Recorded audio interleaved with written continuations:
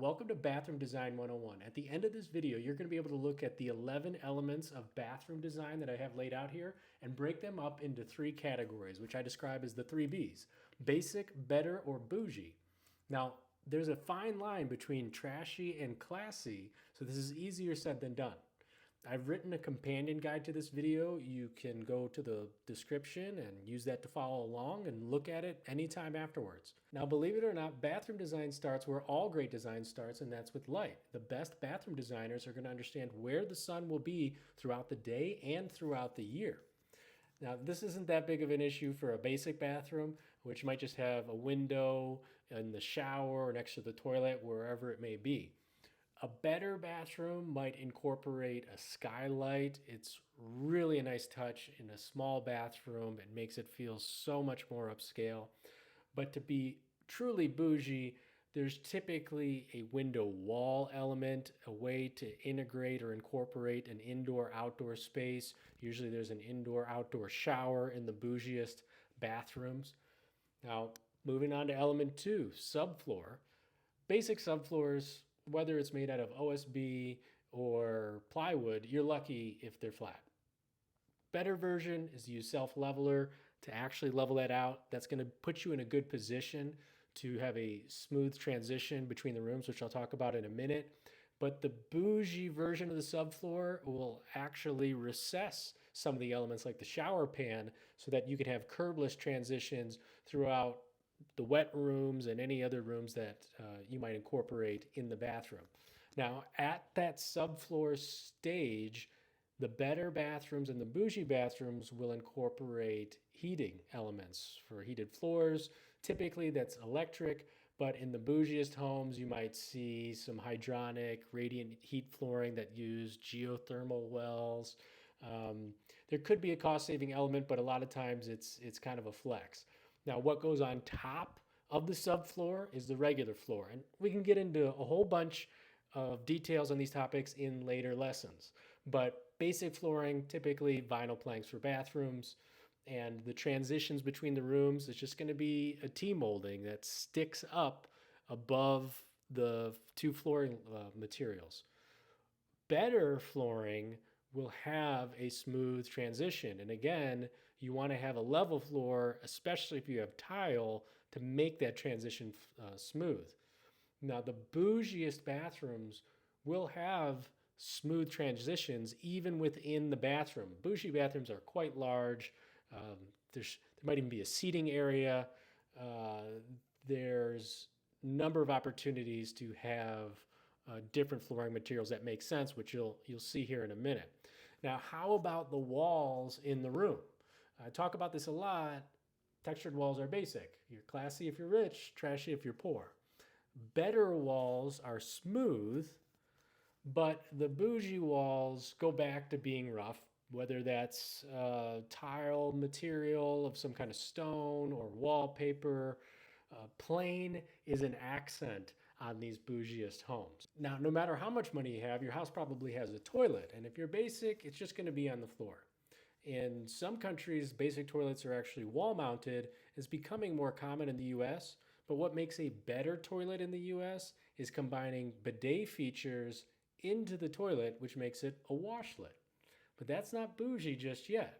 In order to be bougie, you need to have a separate water closet where the toilet is behind a door, and real bougie bathrooms usually have two water closets in the same bathroom. Now, a full bath has a tub, and the basic tubs are just up against the wall. The better version of a tub is freestanding. And the bougie version of a tub is not only freestanding, but you probably have a freestanding tub somewhere else. Might be floating, or it might be outside as a sort of an indoor-outdoor scenario. So there's not a lot you can do with tubs, but they're doing a little bit extra than your typical freestanding tub. Now, a basic shower will have a fiberglass shower pan, really low maintenance, but the better version is going to have tile in some form, whether that's large format or small tiles. But it's the bougie showers that take you to the next level. They have that curbless transition, but they combine it into a wet room, which might also have a freestanding tub in it. Also in the bathroom, something that people care a lot about are the vanities, but there's a few things to consider here. So basic vanities will not only be a pedestal, they might have doors on it, but the type of door will indicate the quality of construction. So in the past, partial overlay doors were the real budget entry level point, but now over time, the full overlay has become the standard for basic. But what makes a better cabinet is going to be how it's utilized. So do you have enough counter space for the sink? A lot of times you'll see in the 48-inch vanities, people try to cram in 2 sinks in it, and there's just not enough counter space. So the better vanities are going to have increase in functionality, increase in drawer storage.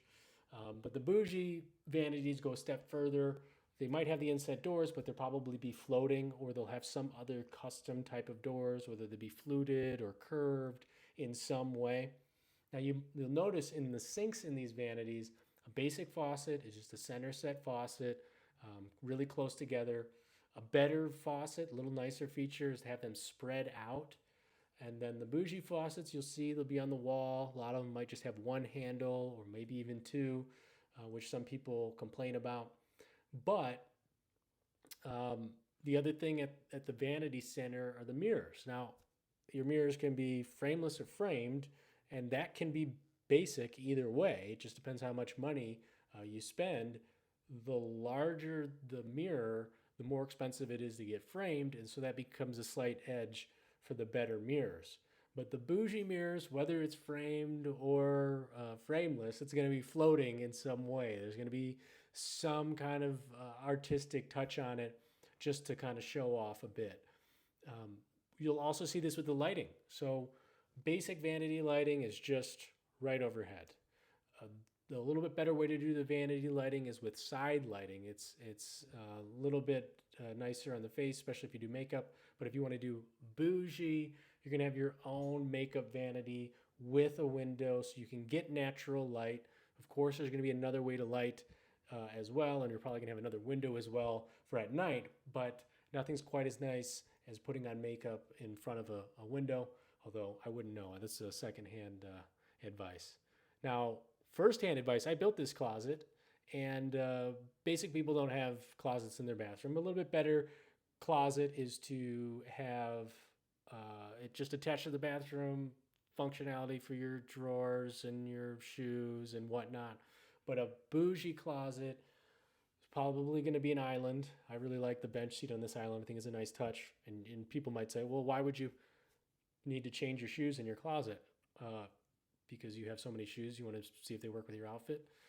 But as you go up in the ladder of these kind of walk-in closets, which we can talk about in a separate video, you'll see there's doors on not only the nice items like your shoes and your suits, but clothing you want out of the way. Watches will have safes, a lot we can get into. Now, if you like this video, it's probably because I've done this before. I've got hundreds and hundreds of thousands of followers on social media over the last couple of years by showing people how to fix their house. And now I'm showing you how to fix your house if you like and subscribe on YouTube.